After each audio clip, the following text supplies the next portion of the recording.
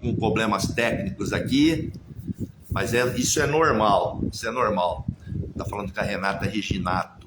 Daqui a pouquinho eu vou chamá-la, vamos ver que pé que tá aqui, se eu consigo já trazer a Renata. Isso é normal, vira e mexe dá esse problema com o Instagram. Tô convidando, tá? Vamos ver se agora vai, Letícia. Vamos ver. Isso é assim mesmo. Faz parte. Olha lá, tô convidando a Renata, vamos ver. Renata enviou. Vamos ver. Aceitei a Renata. Oi. Aham! Ah, pronto. Aham! Agora sim. Deu certo. Agora sim. Agora sim. É bom sinal. É sinal que a live vai ser gostosa. Isso é bom sinal. Vamos fazer por onde ser boa. Tudo bem com você, minha querida? Tudo ótimo, e com você? Tá todo mundo falando, agora sim, agora sim. Que bom, olha aí. Ô, Renata, eu estava falando só agora há pouco, falei que vou estar batendo papo com a Renata Reginato. Você está autorizada a me xingar se eu errar teu nome, tá? Porque essa semana foi um exagero de erro. E isso porque a minha esposa chama Renata. Você imagina eu ficar trocando. Não é? Eu falei, nossa, não vou xingar, mas vou te lembrar, tá? Você viu que eu me xinguei agora há pouco lá, né? Ô, minha querida, eu estava falando com o pessoal aqui, o pessoal está entrando, que você é psicóloga e mentora de alta performance. Sim. Então é melhor você falar quem é a Renata Reginato para o pessoal que está entrando, está assistindo. Tá, então eu sou psicóloga clínica, especialista em estresse, ansiedade, depressão, medos, pânico, e eu trato as pessoas há 33 anos dessas coisas todas através da hipnose, que é a minha ferramenta principal. E eu estava falando 30 anos, me dei conta que na verdade são 33 anos que eu faço esse trabalho, né? Nossa, então comecei minha carreira como coordenadora de RH de uma empresa de transporte, que na época era uma concorrente da Pluma, né? Então eu tinha muitos funcionários sob minha orientação, e fiquei em RH durante algum tempo, e depois eu percebi que a minha paixão era realmente o consultório, e assim foi. Eu parti para consultório, já com 33 anos na época, né? E paralelamente eu fui sempre desenvolvendo a mentoria de alta performance de líderes. Então atendi líderes das lojas Marisa, Grupo Pão de Açúcar e tantas outras grandes empresas, né? Nem vou ficar citando aqui tantas. Que na época chamava-se mentoria de alta performance e depois passou a ser coaching, não é? E hoje nós voltamos a chamar de mentoria de alta performance, que eu me sinto mais confortável em falar, né? Porque na verdade é isso que eu faço, eu conduzo líderes a uma alta performance, a uma criatividade maior na sua atuação, autoconfiança maior. Então é uma outra vertente do meu trabalho que me causa muita realização, né? Bacana. Pelos depoimentos que eu via já dos seus parceiros, vamos falar assim, né, dos seus amigos e amigas, né, que utilizam o seu trabalho, sua experiência, é muito bacana, é muito emocionante ver. Eles são meus pacientes, né, e eu tenho um carinho muito grande, carrego todos eles no meu coração. Os pacientes da clínica são pacientes, os líderes daí chamamos de clientes também, porque nem sempre um líder vem para o trabalho terapêutico também. Muitas vezes eles se mantêm apenas na mentoria, né? E assim, eu acho que para acontecer tanto a mentoria quanto o trabalho terapêutico, é preciso a construção de um vínculo terapeuta-paciente, né? Esse vínculo vai representar 60% do desenvolvimento desta pessoa, seja na clínica ou seja na mentoria de alta performance. Então, essas pessoas, elas têm esse vínculo construído comigo, que é um vínculo de confiança, não é um vínculo de dependência, e por isso eles dão aqueles depoimentos lindos que eu choro toda vez que eu escuto. É bacana. Só orientar o pessoal, que eu conheci a Renata, a gente se conheceu há pouco tempo. Conhecemos através de um amigo comum, né? Pelas postagens do podcast, do Instagram aqui do Pequenos em Foco. A gente acabou se conhecendo, foi através do Wagner Fernandes, que é nosso amigo, né? E já batemos alguns papos pela internet hoje mesmo e são muito bons. Eu até comentei, depois que eu bato o papo com a Renata, eu fico mais leve. Eu tô até com esse visual aqui, pessoal. Pessoal, não estranhe, é pós-infarto. Depois do infarto, você aperta aquele botão lá, que todo mundo fala, aperta o botão, você não quer mais saber. Agora eu estou recuperando um pouco, eu vou começar a me cuidar. Viu, Renato? A gente está falando muito em cima disso, né? A gente vai voltar no assunto, somente hipnose aí que você falou, que eu achei muito interessante. A gente vê muito, né, o pessoal hoje falando em alta performance o tempo inteiro, né, em todos os sentidos, e falando muito em saúde também. Sim. A busca incessante por um não atrapalha o outro. A busca incessante pela alta performance, sem um respaldo de uma mentoria, de uma psicóloga que nem você, não atrapalha a saúde e vice-versa. Os meus clientes de mentoria, eles têm a sorte de ter uma mentora de alta performance que também é psicóloga. Porque nem todos os mentores são psicólogos, né? Sim. Então, eu sou clínica. Eu diria para você que as duas vertentes se complementam. Porque, claro, a busca de alta performance em líderes muitas vezes gera ansiedade, não vou chegar a coisas mais graves, mas gera ansiedade, gera toda uma... sabe, uma ansiedade alta, alguns alguns muito raramente, né, com síndrome do pânico e tudo mais. Então, assim, eu tenho a possibilidade de ajudar as pessoas a expandirem a sua saúde mental e emocional para que tenham uma alta performance mais expandida também, né? Eu costumo dizer até que o destrave emocional que acontece durante os processos que eu conduzo, muitas vezes esse destrave emocional também opera uma capacidade interna na pessoa de prosperar mais, porque ela destrava emocionalmente, aí ela acaba criando mais prosperidade também. Então, só para concluir a minha resposta à sua pergunta, através do meu trabalho com a hipnose, eu consigo instalar no repertório comportamental de um líder uma nova identidade de alta performance. É possível fazer isso através desta ferramenta. Então, ambas se complementam, a saúde mental e a alta performance, uma respaldando a outra. Eu vou falar bastante depois sobre a hipnose, né, que nós conversamos antes, que eu achei muito interessante. Que nem eu vejo que os empreendedores estão sempre no limite. Eu estou falando empreendedores, tem muito aqui no Instagram nosso aqui. Eu sempre achei que tinha muitos pequenos, mas tem bastante pequeno e tem grande também, que assiste. Eu fico muito surpreso com isso. Eles estão sempre no limite. Como que é que essas síndromes costumam se manifestar? Porque a gente que é muito pilhado, eu acho que empreendedor é muito assim, eu não sei se demora para perceber ou demora para aceitar que está com algum problema. Como que é que isso começa, essa situação começa? Algumas vezes, porque hoje eu tenho amealhados aí mais de 5.000 casos atendidos por mim, tanto na clínica quanto na mentoria. Muitos homens, especialmente homens, eles vêm para o processo de mentoria e ao longo do processo de mentoria, que é uma outra tecnologia, acabam percebendo a necessidade de um trabalho em questões emocionais. Os homens são mais reticentes a esse tipo de situação, não são? Porque precisam de mais tempo para uma confiança, perceberem que estão num ambiente seguro comigo, seguro no sentido terapêutico. Então, a alta performance, a mentoria, aliás, de alta performance é mais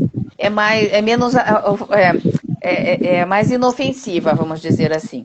E ao longo do processo vem a necessidade, eles percebem a necessidade de um trabalho emocional que às vezes revela essas síndromes.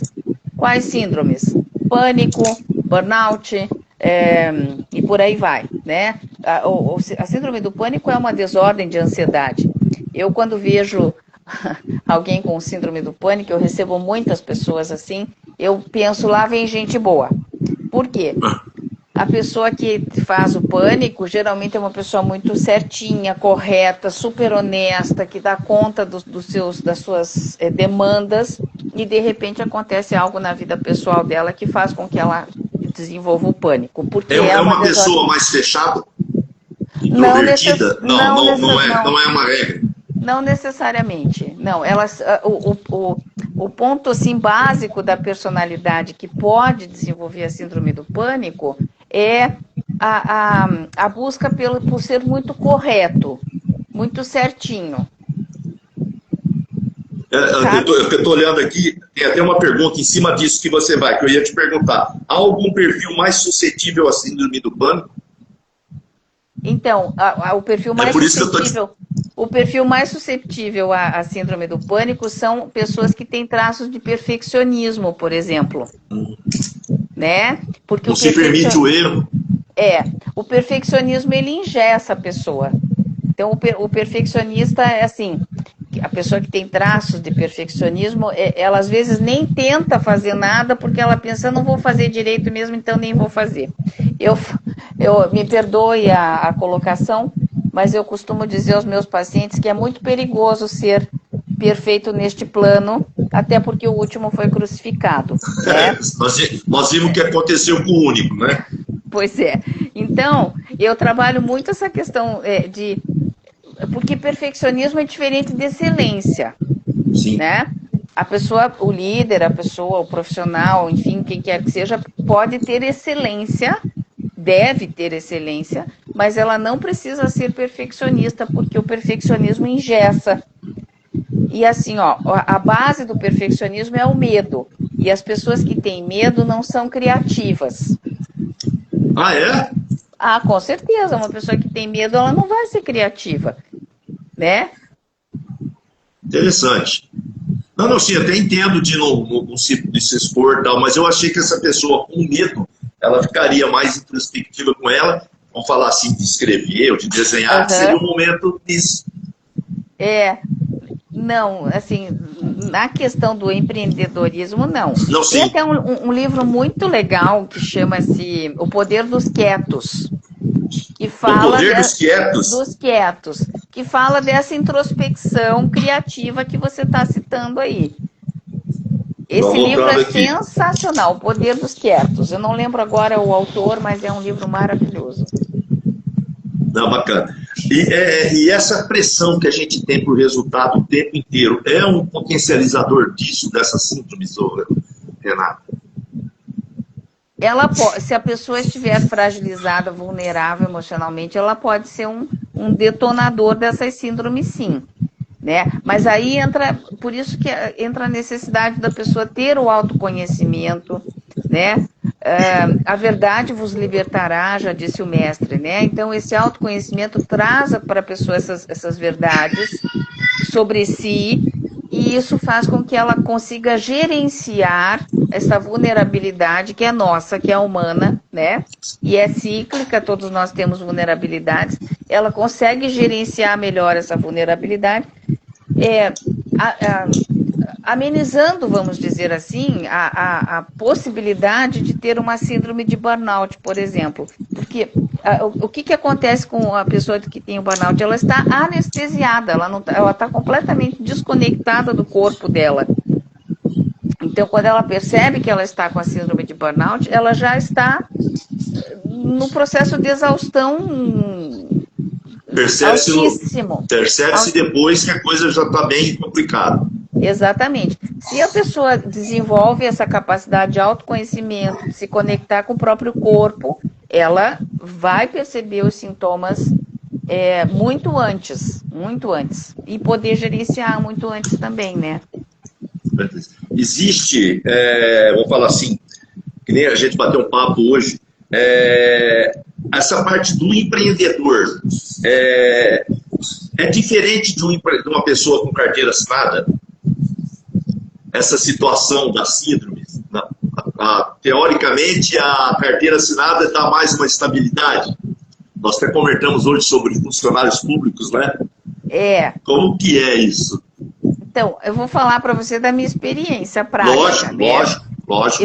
Eu tive muitos funcionários públicos com toda uma estabilidade financeira e outros tipos de estabilidade, e por falta do ambiente para serem mais criativos, estavam desenvolvendo justamente melancolia, depressão, ansiedade, se sentindo presos. Porque, veja, nós temos uma teoria, chama-se Motivação 3.0, do Daniel Pink, que fala o seguinte, que nós temos um tripé que sustenta a motivação humana. Que tripé é este? A autonomia, né? A pessoa precisa ter autonomia, e quando ela tem autonomia, ela se sente mais criativa. Ela precisa ter a consciência de excelência, perceber que está desenvolvendo excelência no trabalho, no que ela está produzindo. E propósito. Propósito, o que é? A consciência de estar servindo a algo maior do que si mesma. Então, esse tripé, autonomia, excelência ou maestria e propósito, consciência de propósito, faz com que a pessoa sustente uma motivação mais robusta, vamos dizer assim, né? Respondi a sua pergunta? Não, sim, é que é muito abrangente, sim, né? Renata, em relação à hipnose, você desculpa até o modo como eu vou colocar essa pergunta, que é uma situação minha também. Tá. Frequentemente é muito associado, não sei se é impressão minha ou do meio que eu vivo, a algo mais místico. Não sei se é isso. Como que é mudar essa visão? Como é que... Porque olha que falou em hipnose lá, eu fiquei tentando imaginar como que é. Principalmente que aí nós batemos um papo, que é online. Agora, né? O online ajudou muito.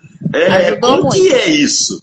Ajudou muito, porque hoje eu atendo brasileiros no mundo inteiro, né? Como é que é isso, né? A gente já fica imaginando o reloginho, olha aqui, o modo mais caricato, né? Como que é isso?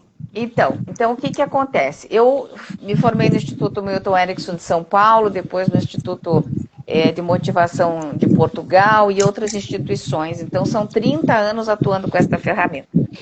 A hipnose ela foi mais difundida a partir da Segunda Guerra Mundial, quando naquela época acabaram os anestésicos e precisava continuar amputando os soldados, né? Então chamaram os médicos que trabalhavam na época com a hipnose clássica, porque a hipnose clássica faz com que a gente possa apagar uma pessoa a ponto de fazer uma cirurgia de abdômen aberto. Sim. Então, a hipnose foi difundida a partir da Segunda Guerra Mundial. Muito bem. Naquela época, paralelamente, existia a hipnose de palco, que é essa do reloginho que você está falando. Né? Então, era hipnose para shows, não é? Infelizmente, comer alho achando que é chiclete, comer cebola achando que é maçã, infelizmente isso é hipnose. Mas é hipnose de palco. Sim, é um show, né? É um show. Para nós, psicólogos, qual que é o nosso interesse? Nós nem queríamos que a pessoa fique completamente inconsciente. Por quê? Porque, desculpa, se eu faço uma regressão nesta pessoa e ela vai para o passado e conecta com um trauma e ela está completamente inconsciente, quando ela volta e eu conto para ela, vai parecer que não é dela, vai parecer que é uma historinha. Será que eu falei isso mesmo? Será que eu falei isso mesmo? Exatamente. Então, assim, é preciso que a pessoa escute até o que ela falou, porque isso vai integrar, né, todo esse conteúdo. Agora, veja, existem 3 estágios. O terceiro vai levar à hipnose. Que estágios são esses? Transe, relaxamento e hipnose. O transe é o primeiro estágio. Nós aqui que dirigimos, por exemplo, numa estrada longa e reta, muitas vezes estamos em transe. A gente só vê o final da estrada e isso é até perigoso. Porque dá sono.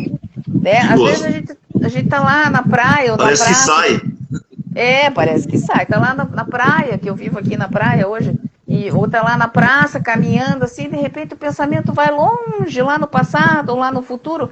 É o foco da atenção da pessoa em algo fora dela, isso é um transe. Então nós passamos por vários transes ao longo do dia. Não há nem necessariamente, o transe não é uma coisa provocada por terceiros. Não, é natural do ser natural nosso, Sim. da nossa mente, né?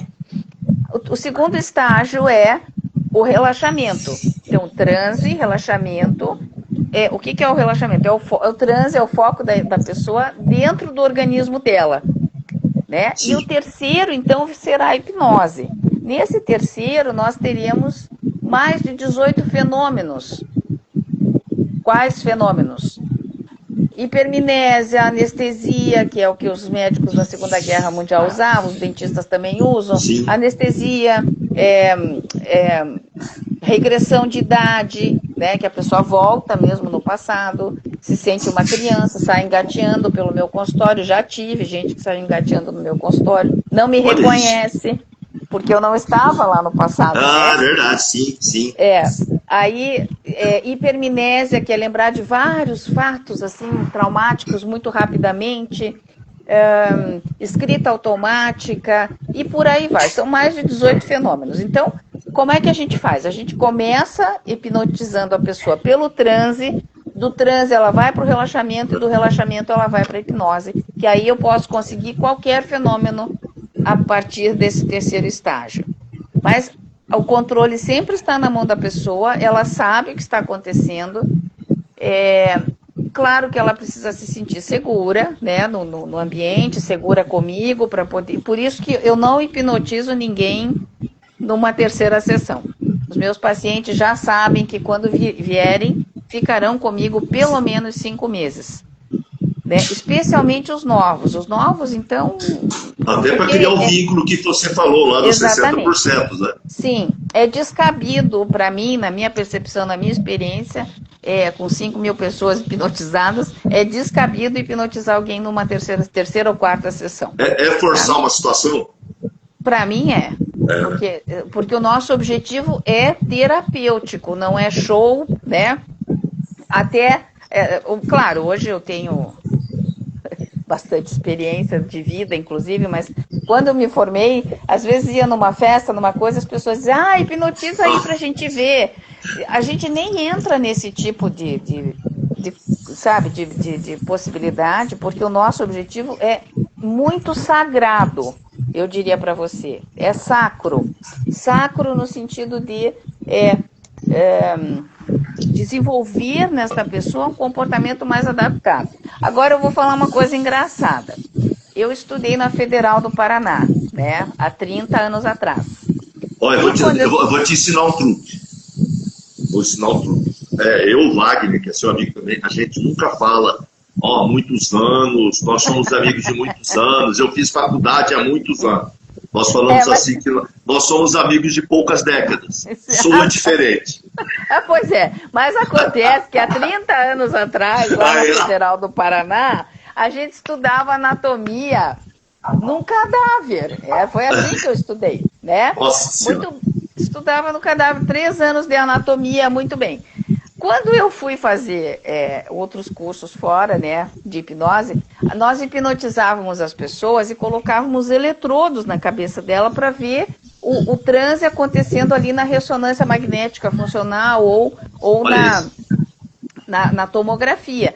E aí era de chorar de emoção, porque nós víamos ali na tela as novas redes neurais daquela pessoa se fazendo ali na nossa cara. Isso é uma coisa maravilhosa. Maravilhosa, emocionante, comovente. Por quê? Porque aquelas redes neurais ali da tela da tomografia eram indicativo para nós de que a pessoa estava fazendo essas redes neurais no cérebro. É além da mente, né? É no cérebro. Então, essas novas redes neurais é que fazem com que a pessoa vá ter um comportamento mais adaptativo em qualquer trauma, em qualquer síndrome do pânico, seja lá o que for que ela venha tratar, sabe? Então, é importante dizer também que a hipnose, você falou em misticismo, é misticismo por causa disso, porque as pessoas não conhecem.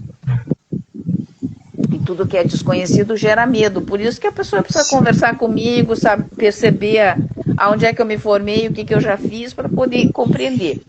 E daí o que acontece? É importante dizer aqui, Debrair, a hipnose ela é uma ferramenta, mas ela não é uma abordagem do paciente, é diferente, né? A abordagem é a psicanálise, a terapia cognitivo-comportamental, a Gestalt, a psicologia analítica junguiana. Esta é uma abordagem. A abordagem que eu utilizo é a cognitivo-comportamental e a psicologia corporal reichiana, né? E a ferramenta que eu utilizo, então, é a hipnose. Olha só a pergunta que eu tinha em seguinte. Acho que vai cair em cima do que você está falando. A hipnose substitui outras formas de terapia ou é algo complementar? É algo complementar, justamente, porque ela é uma ferramenta. Em cima do que você está falando aí. Né? Veja, então assim, ela traz muito autoconhecimento, ela traz cura, com certeza, isso é indubitável, né? Mas para o autoconhecimento mais consistente, né? É preciso uma abordagem. Então, veja, quando eu trabalhei muitos anos com a terapia, tanto a cognitivo-comportamental quanto a corporal reichiana, eu trabalhava com massagem, com uma série de exercícios físicos para desbloquear as couraças musculares aonde estão armazenados nossos traumas. Só que, naquela época que eu trabalhava com a corporal, eu recebi, por exemplo, um executivo com síndrome, com fobia de avião. E para fazer o processo de corporal comigo, ia ficar 2, 3 anos fazendo o processo de corporal comigo. E o executivo precisava viajar no mês seguinte. Esta foi minha motivação para fazer hipnose. Porque eu precisava tratar daquela pessoa o mais rápido possível, daquela fobia de avião, por exemplo, para ela poder viajar, né? Qual que é o depois ter continuidade no resto do tratamento. Seria o emergencial a hipnose? Seria o emergencial, assim, né? Para aquela questão, né? Então, assim, o que é fobia? Qual é o conceito de fobia? É um medo de algo que não oferece perigo real. Então, o avião não oferece, porque se você perguntar para a pessoa, mas se você estiver no museu, assim, e você vir o avião, você vai ficar com fobia? A pessoa vai dizer não. Ela não vai ter medo do avião. Na verdade, a fobia que ela tem é de morrer. Né? Então, a gente tem que raciocinar muito bem para usar. Eu brinco muito, Renato, eu falo assim, eu não tenho medo de altura, eu tenho medo de cair. Pois é. É mais ou menos, né? Mas é o medo da morte, não de ter o avião como uma ferramenta. Exato. Então, por exemplo, a gente não tira o cigarro de uma pessoa com a hipnose sem saber qual é a compensação emocional que essa pessoa tem naquele ato de fumar. E se não abordar isso, não adianta nada, né? Não, porque daí eu vou tirar uma bengala da pessoa, que é uma bengala que sustenta ela, inclusive, e não posso. Então eu tenho que compreender o que se passa nos bastidores do emocional dela, para daí, com o passar do tempo, fazer um processo de desmame, né, de um cigarro, por exemplo. Embora eu quase não trabalho com isso, a minha especialidade mesmo são as síndromes, especialmente a do pânico, que, aliás, nos últimos 5 anos, a síndrome do pânico expandiu demais. Eu sou uma psicóloga na face da Terra e recebo pelo menos 2 casos por mês. É muito. É muito. O que deve isso? É uma situação da pessoa em si? É o mundo atual que nós estamos vivendo? O que é isso? Como é que... Porque é verdade mesmo, nunca vi se falar tanto em burnout, em síndrome do pânico. Uhum. Não sei se é por causa das mídias sociais hoje, que é tudo rápido, né? Mas você não ouvia falando isso antigamente, há poucas décadas. É verdade. Mas então, eu percebo assim, que é uma questão socioemocional.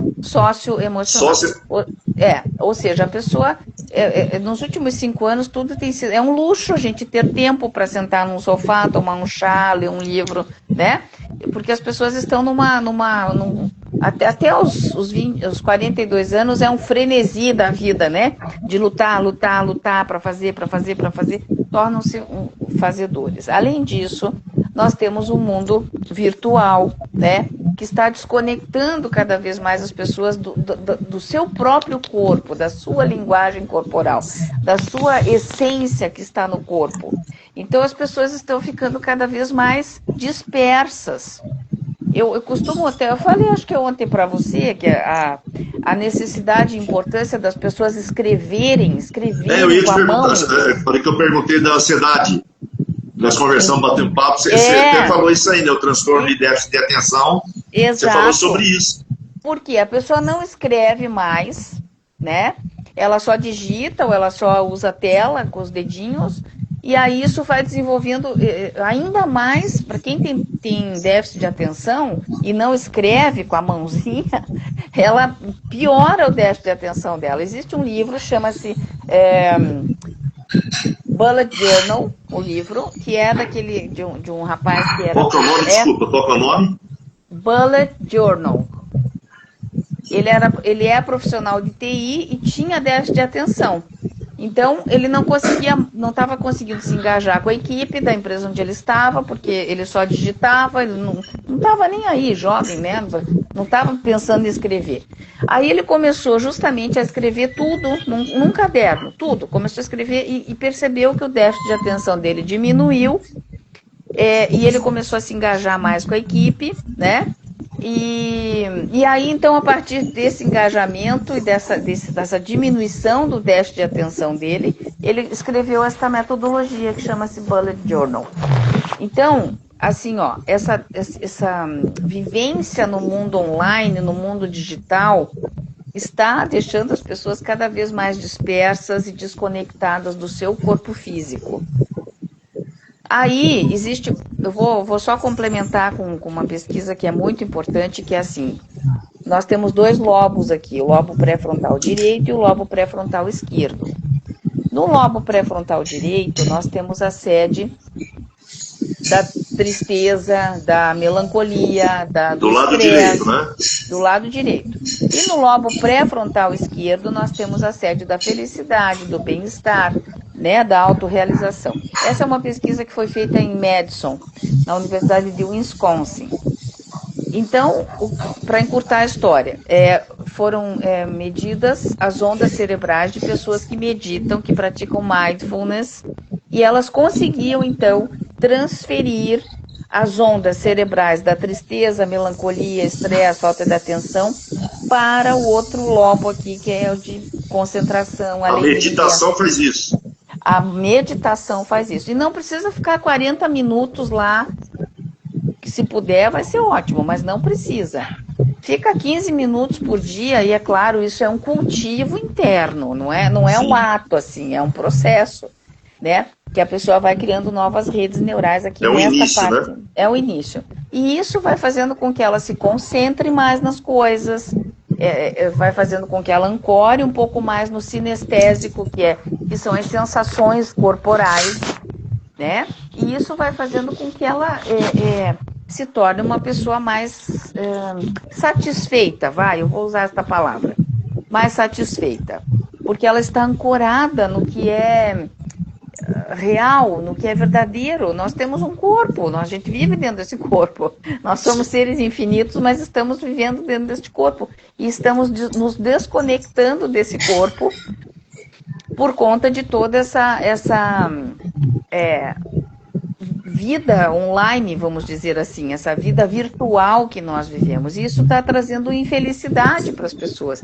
Dormimos com o celular na mão e acordamos com o celular na mão. Pois é.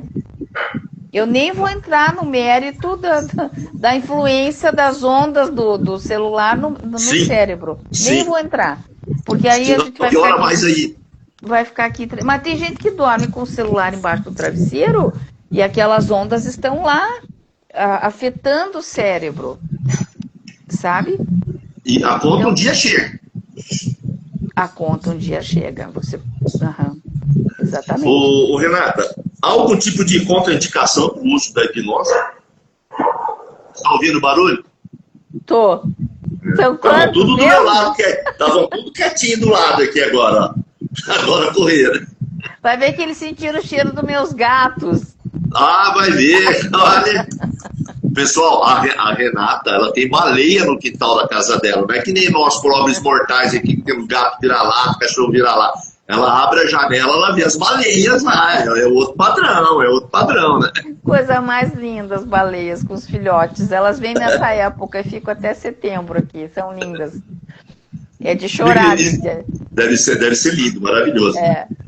Existe a contraindicação da hipnose? Sim, casos assim de psicose nós não trabalhamos. Alguns tipos de esquizofrenia, autismo, nada disso a gente utiliza a hipnose, porque há um risco muito grande da pessoa surtar, né? Ir e não voltar. Então, casos assim a gente não usa, né? Meu Deus. Deixa eu te perguntar aqui. Não, peraí, que eu vou achar. Espera só um minutinho, que tem uma ala me mordendo aqui. Peraí, você quer aparecer? Ai, que lindeza! Oi, bebê! Olha lá, e tem mais 4 do lado aqui. Por isso que eu estou aqui com essa dificuldade. Ô, minha querida, quando se faz a primeira sessão de hipnose, depois dos 5 meses, que nem você falou, como que é que a pessoa sente? O que você tem de feedback delas depois dessa primeira? Então, Existe, é algo que se sente, vamos falar assim, lógico, guardado as proporções, e se sente logo na primeira vez? Ah, não tenha dúvida. Em termos assim de levezas, de um bem-estar que brota de dentro, isso na primeira. É algo que vem de dentro para fora, não é? Exatamente. Mas então veja, quais são os sinais de que uma pessoa entrou em transe profundo? Ela está comigo, não é? Fizemos todo um trabalho de relaxamento progressivo, que a gente chama. Então ela vai. Porque não adianta eu falar para um ansioso assim, relaxa. Por mais maravilhosa e treinada que seja a minha voz, ele não vai relaxar. Então o que eu tenho que fazer? Eu tenho que tensionar ainda mais essa pessoa, por isso que fazemos o relaxamento progressivo. Ela tensiona o corpo inteiro e depois, aí, nessa tensão, ela gera endorfinas, que são as substâncias que geram prazer. Depois que ela sente essas endorfinas, através da tensão total do corpo, aí eu posso colocá-la em relaxamento. Quando ela começa a entrar em relaxamento e transe ainda mais profundo, aí ela começa a sentir algum formigamento, às vezes, né? Formigamento é um sinal, é uma sinalética, vamos dizer assim, um sinal para nós, hipnoterapeutas, de que a pessoa entrou num transe profundo. Porque é a resposta do sistema nervoso central, né, de que ela está realmente em transe. Então ela pode sentir um formigamento, tudo muito leve. Também quando passa pela porta do meu consultório, já acabou tudo aquilo, né? Então pode sentir um formigamento, pode sentir um peso no corpo. Eu até brinco com meus pacientes quando eles dizem, depois do transe, eu tô com uma dor aqui do lado, não sei aonde, da minha cabeça, eu fico feliz da vida. Eles confundem os sintomas? Não, porque se ele está com dor de cabeça, é porque as novas redes neurais lá se... Não, é isso que eu estou falando. Mas enxaqueca, não é que é coisa que está surtindo efeito. Mas tudo isso dentro do consultório. Quando ele sai, já acabou tudo e ele vai bem. Então essa sensação, vai embora bem. Eu nunca deixo ninguém sair do meu consultório com nada, né? Mas a sensação de conexão, de comunhão com o próprio espírito, com a própria alma, com o próprio corpo, naquele momento, faz com que a pessoa se sinta muito bem, quase num êxtase, eu diria, né? E aí tem uma outra coisa bem legal e curiosa. Quantas vezes mais a pessoa entrar em transe, mais fácil será e mais agradável será. Por quê? Porque lá no cérebro, na parte do córtex, que é a última camada, nós temos umas reentrâncias, assim, que são os sulcos que a gente fala, sulcos, né? Que são aquelas voltinhas lá no cérebro. Através desses sulcos é que o estímulo nervoso passa e vai afundando, vamos dizer assim, esse sulco. Então, cada vez que a pessoa entra em transe, determinados sulcos vão se afundando, ou seja, vai ficando cada vez mais fácil a pessoa entrar em transe. Tem gente que está comigo há 20 anos, entre idas e vindas, né? Eu tenho uns que já estão tão treinadinhos que eles deitam nas minhas poltronas, que elas são aquelas poltronas que abraçam e reclinam, tudo, eles já quase entram em transe sem eu precisar falar nada. Aquelas baratinhas que você comprou pro teu escritório? Aquelas baratinhas, Ô, minha querida, que nem você falou aí, né, que fica tão no automático, que a pessoa já vai, quando você começa o trânsito facilmente, a sessão da hipnose, ela se torna um oásis na vida dessa pessoa, depois, com o andamento? Eu vou lá para a minha sessão. Tem mais ou menos isso? Sim, é uma analogia, lógico. O objetivo da terapia é que seja algo leve, prazeroso, reconstrutivo, vai reconstruir esta pessoa. Mas, se não for leve e prazeroso, ir até o consultório ou estar comigo aqui online, deixa de ter efeito, porque, veja, a pessoa já tem tanta pressurização na vida, né, que a terapia é justamente para despressurizar. Então, essa despressurização vai se tornar um oásis na vida desta pessoa, sim.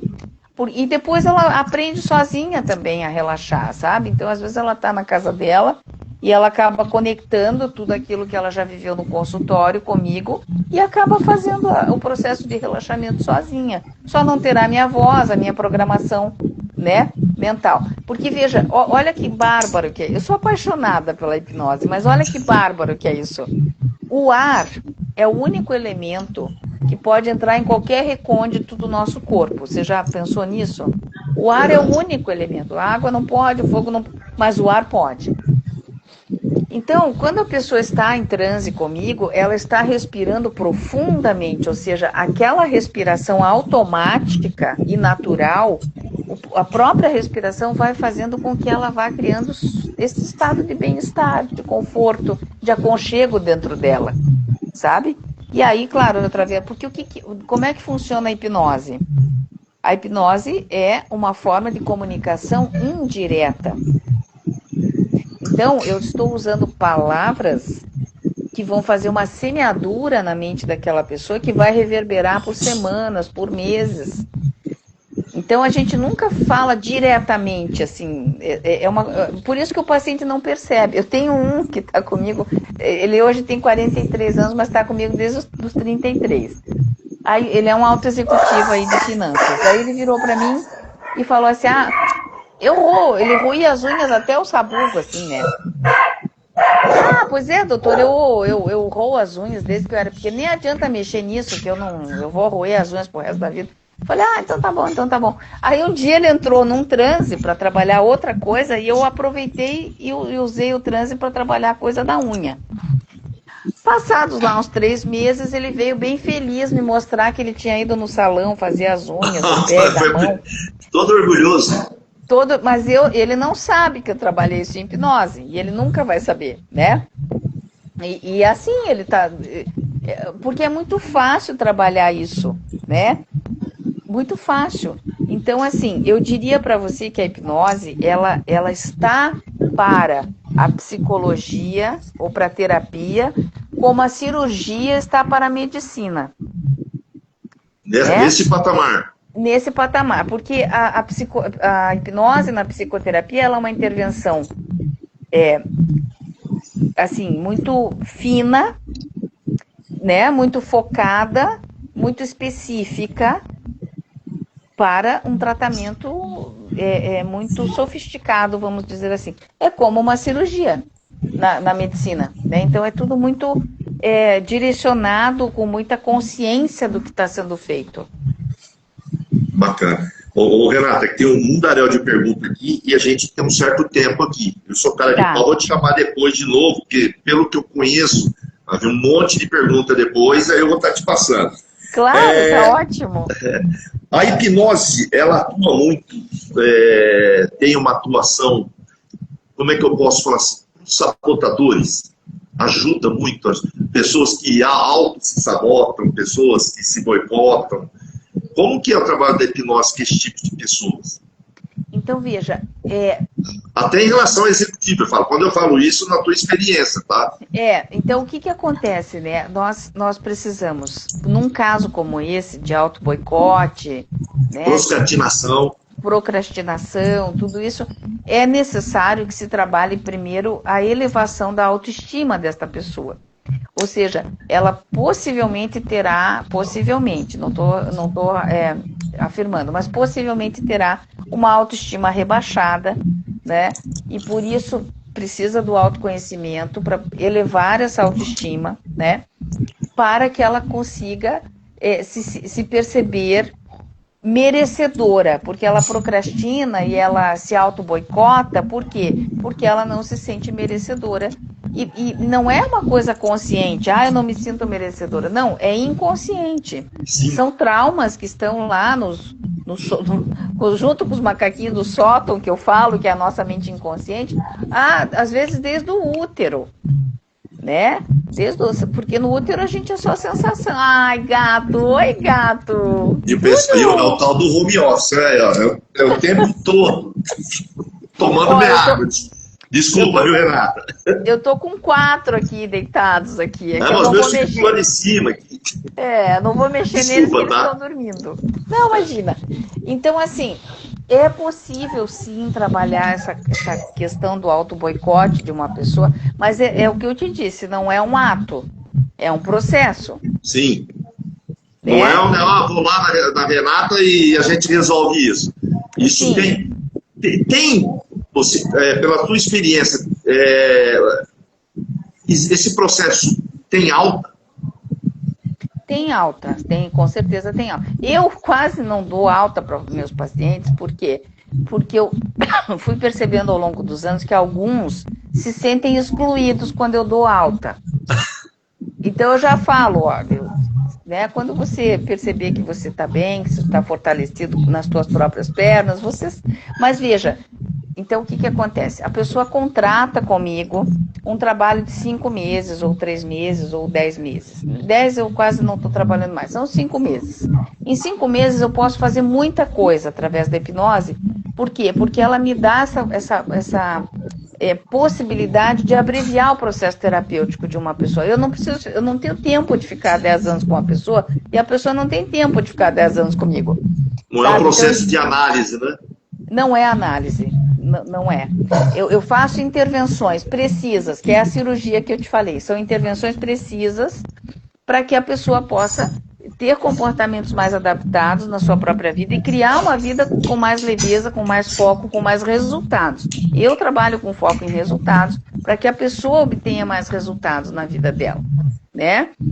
Eu tenho depoimentos, você viu lá, mas se as pessoas tiverem curiosidade, tem depoimentos lindos de pessoas que falam sobre auto-boicote, inclusive, sabe? E o quanto que elas expandiram a sua performance, passaram por adversidades, porque adversidades severas, né? Porque, veja, Debrair, tem coisas para as quais não se tem cura, mas se tem superação. Então, por exemplo, a perda de um filho não tem cura para a perda de um filho, mas tem superação, né? E só o tempo e todo um trabalho interno, de cultivo interno, vai trazer essa superação.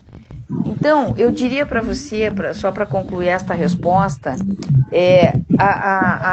o formato de psicoterapia que eu desenvolvo hoje com as pessoas, através da hipnose, é um formato de terapia sob medida. Eu não tenho rotina no meu consultório. Vamos dizer, personalizado. Completamente personalizado, sob medida para aquela pessoa. Sabe? A hipnose, ela só funciona por causa disso, porque ela é sob medida. Então, eu não tenho rotina no meu consultório, porque cada história é uma história. Então, o que eu quero dizer com isso? Que eu não pego a teoria e adapto ao meu paciente. Não, eu pego a história do meu paciente e todo o know-how que eu tenho, todas as pós-graduações que eu fiz, enfim, para poder tratar essa pessoa com maestria, né? Legal. Ô, Renata, eu, Debrair, executivo, gestor, tal, quando eu procuro você literalmente para quê? Em relação à hipnose, tá? O que o executivo busca numa terapia de hipnose? O executivo... Deixa eu só fazer uma parte. As perguntas que eu faço aqui, principalmente para o pessoal que assiste, é uma pergunta de curioso. Eu não sou estudioso do caso, eu não sou jornalista, eu não trabalho com isso. Sim. Então, para as pessoas lá, eu falo, meu negócio não é esse. É que eu sou um curioso, que é um assunto Sim. que me agrada muito. Então você veja, assim, eu tenho todas essas redes sociais, mas nunca o Google ou o Insta me trouxe um paciente ou um cliente de coaching, não.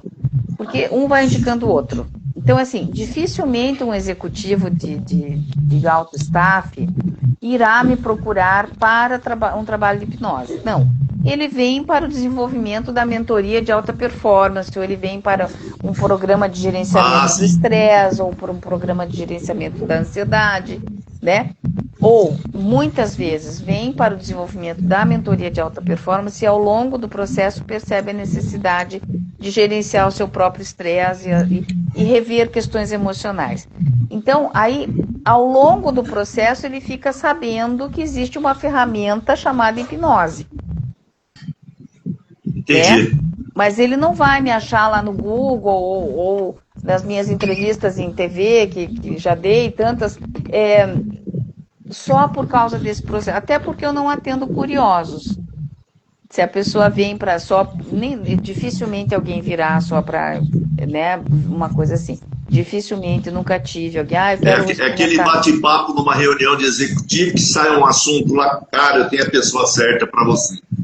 É dessa forma, né?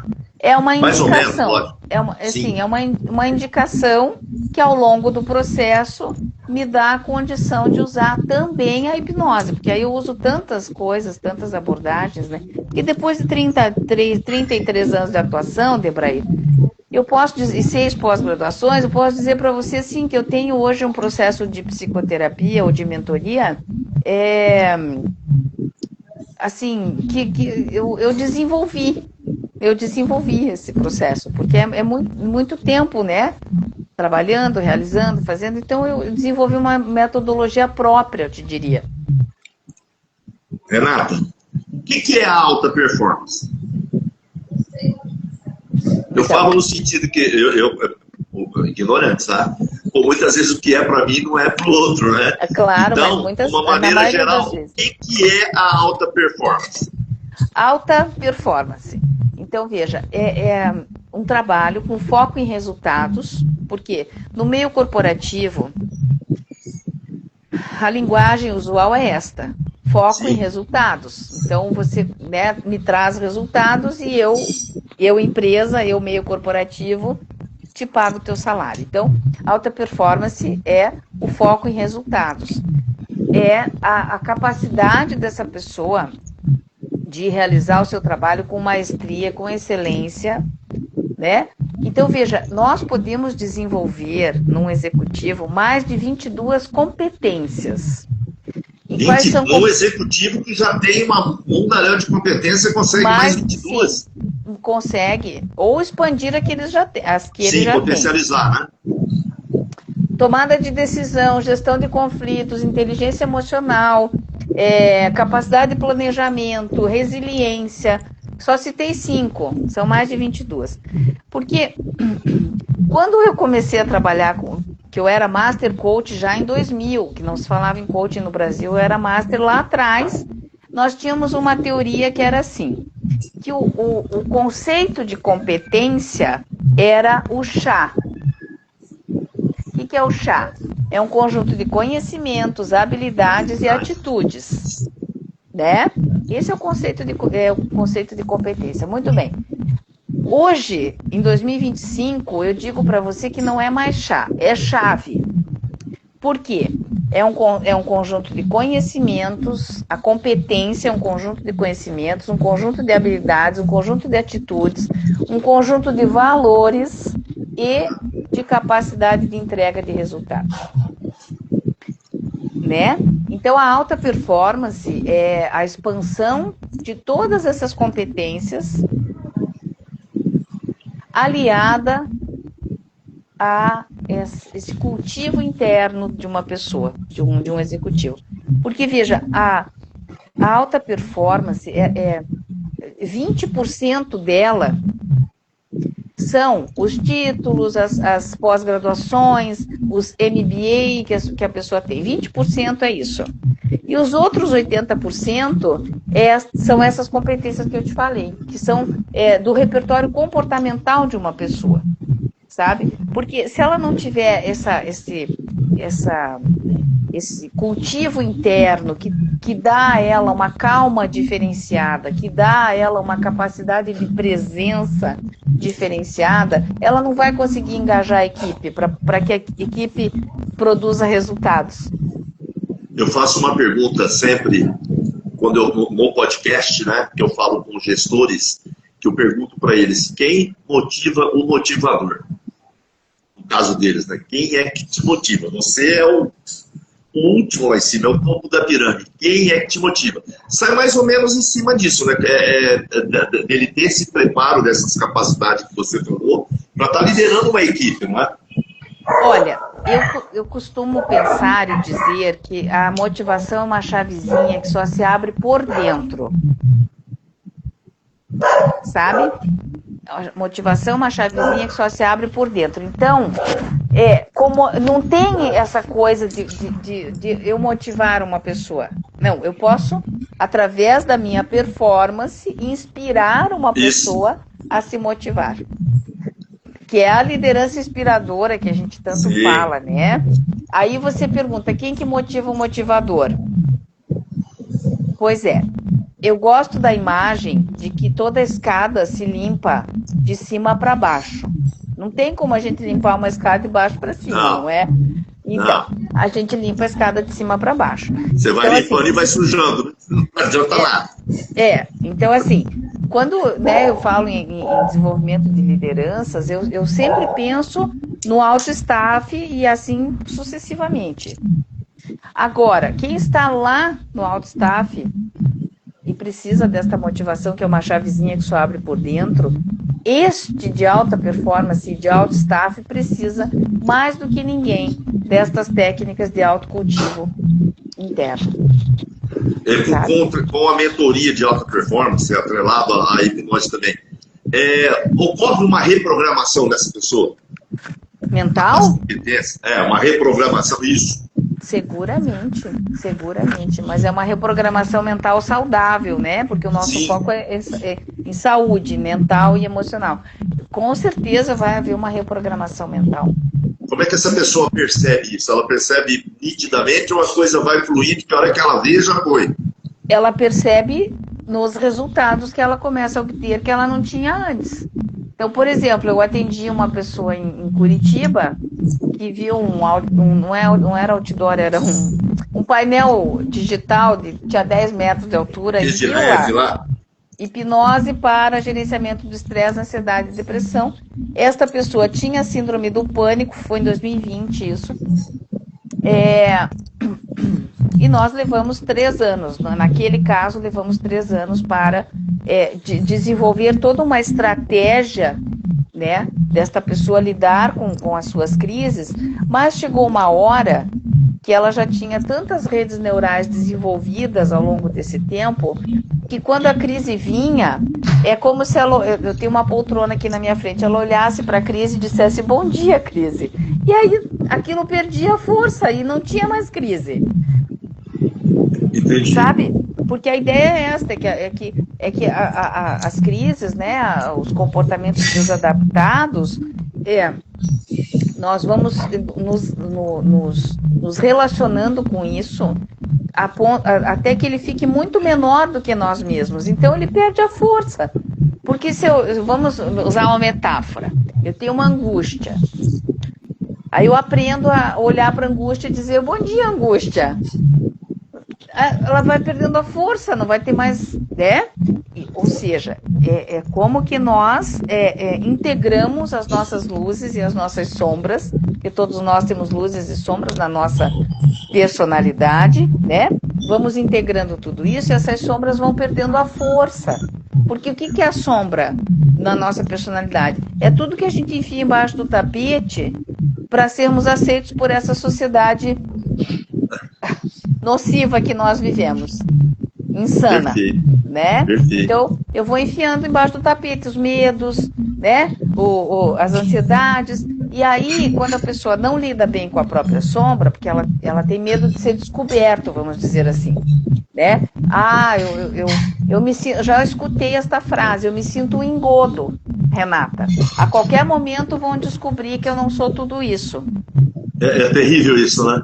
É terrível isso. Mas tem como tratar, porque é isso que eu te digo. A pessoa olha para a angústia, olha para o medo, olha para a falta de autoconfiança e vai absorvendo. Não, isso é meu, sim, ok, eu reconheço. E na medida em que ela vai reconhecendo, ela vai fortalecendo o outro lado, que é a luz, que são os pontos fortes. Eu tenho um amigo, a gente sempre conversa, e esse tempo a gente conversando, ele falou assim: eu gostaria de me ver como as pessoas me veem, e eu não consigo. Isso é muito mais comum do que a gente acredita, especialmente no mundo corporativo. Eu já fui de meio corporativo e trato dessas pessoas, né? Cai no engodo que você falou, né? A sensação de engodo, porque ele na verdade não é um engodo, a sensação que ele tem mas ele certamente é uma pessoa de alta performance, mas ele não sente isso. Aí é que entra o que eu te falei de inserir no repertório comportamental de uma pessoa, através da hipnose, esta sensação de autoconfiança, de potência, né? Não estou falando de poder, estou levando. Muitas vezes as pessoas têm poder, mas não têm potência. Sim. A sensação de se sentir um engodo é a falta de potência interna, sabe? Potência pessoal, assim. E nessa metodologia que eu acabei desenvolvendo nesses 33 anos, eu consigo conectar a pessoa a essa potência que está dentro dela. Ela nasceu com isso, ela só precisa conectar, que é o eu essencial dela. Vem cá um pouquinho. Olha aqui, levanta a mão, olha aqui. Oi! Não basta, sabe, os cachorrinhos, vem a filha querer saber com o que eu estou falando. É brincadeira que ela estava assistindo agora, ela veio aqui. Mas ela é uma doutora. Ela vai poder contribuir muito. É o tipo de trairagem, sabe? A pessoa se forma, vira pediatra. Em vez de cuidar, ser geriatra, cuidar de idoso, vai cuidar de criança. Aí dá o que dá, né? Você viu o que aconteceu aí? Ninguém cuida, não cuida do pai. Ô, Renata, a parte da alta performance, ela, depois com a mentoria tudo, ela proporciona uma desaceleração no empresário, no gestor, ou eles aprendem a lidar com as situações e tem por si só essa desaceleração? Porque é inerente, né? Eu não consigo me ver sem ser desacelerado. Não consigo. Eu diria para você que não é uma desaceleração, é uma despressurização. Então, a pessoa que se sente menos pressionada, ela consegue fazer as coisas com mais presença. E quando ela faz as coisas, os processos, né, com mais presença, com mais calma, mas isso não é um desacelerar, é apenas um processo de presença mesmo, de estar consciente do que está fazendo, porque é muito comum, tendo em vista essa vida online, essa vida que a gente vive virtual, de a pessoa não se sentir presente, a dispersão é muito grande, são muitos estímulos, então dispersa a mente com muita facilidade, né? E aí a pessoa tem a sensação de que passou o dia e ela não fez nada. Eu falo que é em cima de esteira o dia todo. A hora que você vê no final do dia, você não sai do lugar. Sim, porque veja, eu também não posso desacelerar Eu tive líderes em São Paulo, durante muito tempo, eles tinham equipes de 800 pessoas, 2.500 pessoas. Equipes de logística são equipes imensas. Eu não posso desacelerar uma pessoa dessas, porque senão ele não vai atingir o resultado que ele precisa com aquelas pessoas. Mas eu posso ensiná-lo, de alguma forma, a despressurizar, para que ele esteja mais presente e, consequentemente, consiga ter mais foco nos resultados, e aí ele consegue dar conta de todas aquelas demandas. O primeiro passo da despressurização é externo, para depois ser interno? Não, é o contrário. É interno para depois ser externo. Porque é uma pressurização interna que ele vive. Entendi. Ele precisa aprender a despressurizar internamente para poder reconhecer a pressurização externa, porque essa sempre vai existir. A pressurização externa sempre vai existir. A não ser quando a pessoa está de férias aqui na Guarda do Embaú, né? Mas, ou nas Maldivas, aí ela não tem a pressurização externa. Mas a pressurização no meio corporativo externa sempre vai existir. Beleza. Minha querida, o tempo nosso está acabando, a gente tem tempo, tá? Mas eu sempre faço 1 hora e pouco, para quê? Para ficar mais produtivo. Pra você ter uma ideia, eu tinha 37 perguntas para você, acho que eu fiz 15. Uau! Depois, começa, tá vendo um monte de gente aqui, eu sei que depois vão vir. Depois eu vou tomar a liberdade de te chamar novamente, né? Renato, que conselho você dá para quem está nessa fase nesse momento da nossa vida de correria, de pressão, com burnout, esse tipo de coisa? Que conselho você dá a hora que, tipo assim, para essa pessoa se atentar aos sintomas, para ela perceber que não é um estressinho que deu hoje, que não é um dia ruim, que é um sintoma que eu tenho? Que conselho você daria para essa pessoa? Então, para ela se policiar, para ela se ver? A falta do sono é a primeira coisa que precisa ser observada. Se a pessoa, por exemplo, necessariamente precisa de remédio para dormir, é porque algo muito sério está acontecendo no organismo dela, né? Então, a falta do sono... Remédio para dormir é um sintoma, né? A falta do sono é um sintoma, né? O remédio desculpa. Sim. A falta do sono, né? Essa coisa assim... as pessoas têm queimação no estômago porque o ácido clorídrico aumenta e aí ela começa às vezes a fazer uma úlcera. Elas têm a coisa vive cansado, já dorme 8 horas ou 5, porque os executivos não dormem 8 horas, dormem 5, e quando acorda já acorda com o corpo assim arrebentado, sabe? Trabalha dormindo, né? Já acorda no outro dia escrevendo coisa que sonhou. Eu sei. Sabe, a dispersão da mente, assim, que é essa falta de presença, né, que eu te falei, de não se sentir presente, de se sentir ligado no piloto automático. Tudo é automático. Sair é automático, dirigir é automático mesmo, mas namorar é automático, falar com a equipe, isso é muito sério, porque a pessoa está anestesiada. Né? Anestesiada. E também as compulsões. Fica no estado de dormência, né? Entre aspas, né? Nada. Sim, e atenção às compulsões, né? Eu recebo bastante gente com compulsões variadas, compulsões sexuais, compulsões à compra, compulsões à alimentação, compulsões à bebida, quase não recebo, não é minha especialidade.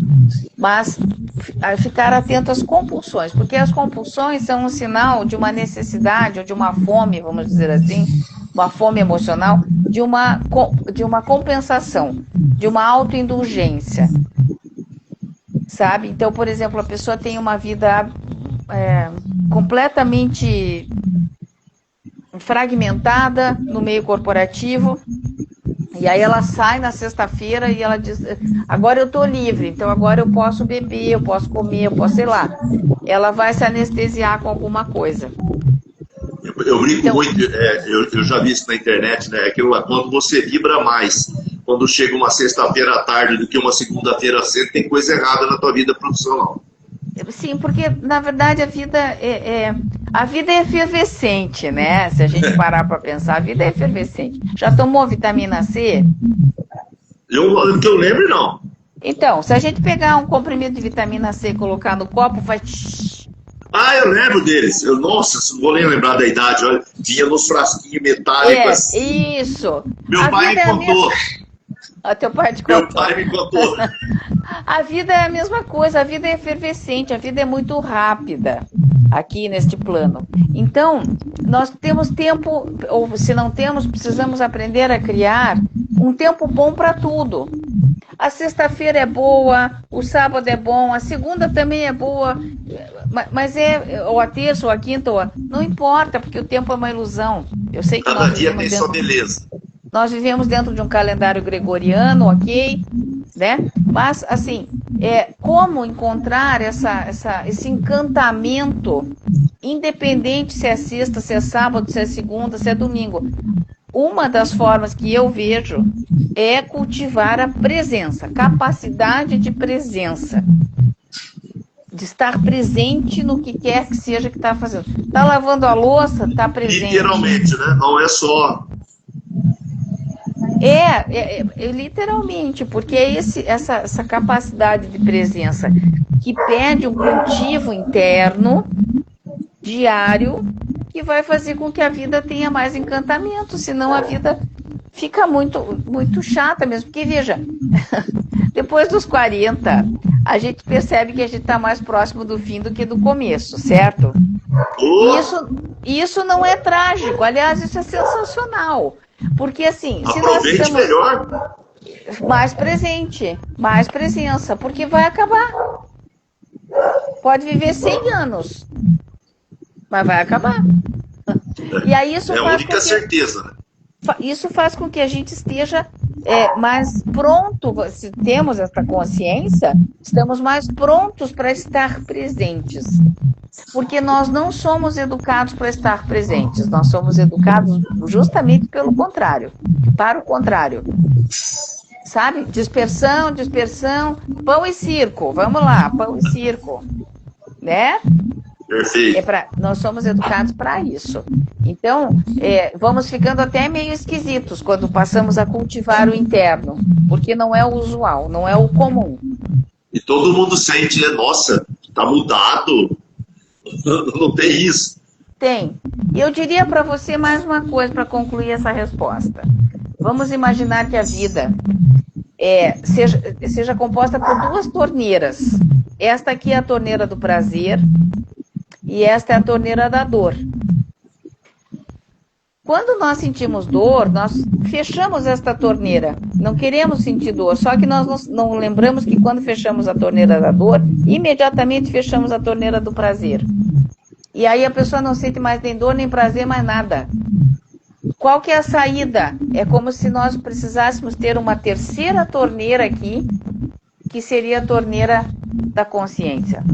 Para poder olhar para a dor, para o sofrimento, para as tristezas e para o prazer, para o êxtase e para a alegria, com a mesma neutralidade. Se eu olho para a dor e para o prazer com a mesma neutralidade, mas com presença... E é difícil olhar com neutralidade, né? Sim, porque nós vamos querer nos deslumbrar, deslumbramento tira o chão, ou nós vamos achar que somos a vítima do mundo, porque aquilo só aconteceu comigo, né? Não, essas vítimas do mundo é impressionante. Então, assim, a torneira da consciência faz com que a gente consiga olhar a torneira da dor e do sofrimento e da alegria e do prazer com a mesma visão. Ai, mas que chato, Renata, daí eu vou ficar uma pessoa pastosa. Não, uma pessoa bege, não. Você vai ficar uma pessoa real. Verdadeira, autêntica. Essa sou eu. Sentada em cima da sua potência. Eu trabalho meus pacientes nesse nível, para que eles percebam a vida com esse encantamento. Perfeito. Porque dores haverá, a gente vai precisar gerenciar as dores. Aqui não é o céu, né? Eu sempre brinco com meus pais. Aqui não é o céu, a gente vai precisar gerenciar tristezas, dores haverá. O que não pode é esticar essa dor, essa tristeza, porque aí ela vira sofrimento, aí vira sofrimento. Então, a dor existe, ok, mas sofrimento é uma escolha. E tem uns mártires aí que o pessoal gosta de dor, hein? Gosta de fazer papel de ai, coitadinha, nossa, é terrível. E tem. Mas toda sala tem uma porta, viu? Toda sala tem uma porta. Então, sempre tem saída. Sempre tem saída. Só procurar. Tem saída. Ô, minha querida, nosso tempo está se encerrando. Já sinta-se convidada novamente, que virão perguntas depois. depois. Obrigada. Te agradeço muito, é aquilo que eu falei, é uma amizade que começou há pouco tempo, mas toda vez que nos encontramos virtualmente é muito prazeroso, né? Queria te agradecer muito. Tem um monte de perguntas aqui, mas eu falei, vamos encurtando, depois a gente faz mais, né? Como é que o pessoal faz para conhecer mais a Renata? Eu vou colocar depois, você tem aquela história do site que nós falamos, eu vou colocar suas mídias depois lá. Como é que faz para conhecer mais a Renata? Olha, hoje eu tenho uma concentração grande de depoimentos e falas minhas no Instagram, que é Renata Reginato Real. Né? Eu vou postar aqui depois, tá? Eu sempre marco depois. E o meu canal no YouTube, que é Renata Reginato, né? E o meu site está em reconstrução, não é? Eu já contatei, inclusive, uma pessoa ontem para refinar um pouco mais, que esse que está no ar é só um escopo, eu não gostei dele, então precisa ser refeito, tá? Tá bacana. Esse episódio nosso aqui vai estar no YouTube, vai estar no Spotify, os cortes vão estar no YouTube, vão estar no Instagram. Você fala chique Instagram, né? Não é que nem nós aqui no interior de São Paulo, né? Fala Instagram. Falou chique. É que o povo de Curitiba tem um jeito diferente de falar, né? Não, o povo de Curitiba é chique. O Wagner foi pra lá no caipira do interior de São Paulo. Hoje, meu pai eterno. Eu até boto terno pra falar com ele. Mas, pois tem um depoimento do Wagner no meu site. O Wagner começou como meu paciente, né? E depois se tornou meu amigo. Beleza. Minha querida, obrigado novamente. Pode falar. Pode mandar para mim essa live no WhatsApp, por favor? Vou te mandar. Tá. Amanhã eu já tenho ela no YouTube. Eu mando tudo para você. Os cortes também. Eu vou mandando. Beleza. E pela experiência que eu tenho, com certeza virão perguntas. Aí depois eu monto de novo aqui. E sério, sinta-se já pré-intimada para fazer uma próxima. Logo a gente marca. Muito obrigada. Eu agradeço o seu convite, agradeço essa oportunidade. E eu vim com a prontidão interna de ser contribuição para os seus ouvintes. Eu espero que eu tenha sido contribuição. Com certeza. Para mim também, viu, Léo? Que muitas das perguntas que eu fiz é que eu falei que era amigo nada, né? Eu não. Mas eu disfarço. Tá bom. Querida, obrigado. Fique com Deus. Beijão nas baleias. Serão dados. Obrigado, querido. Tudo de bom pra você. Obrigado. Tchau. Gratidão, tá? Obrigado também. Beijão. Tchau.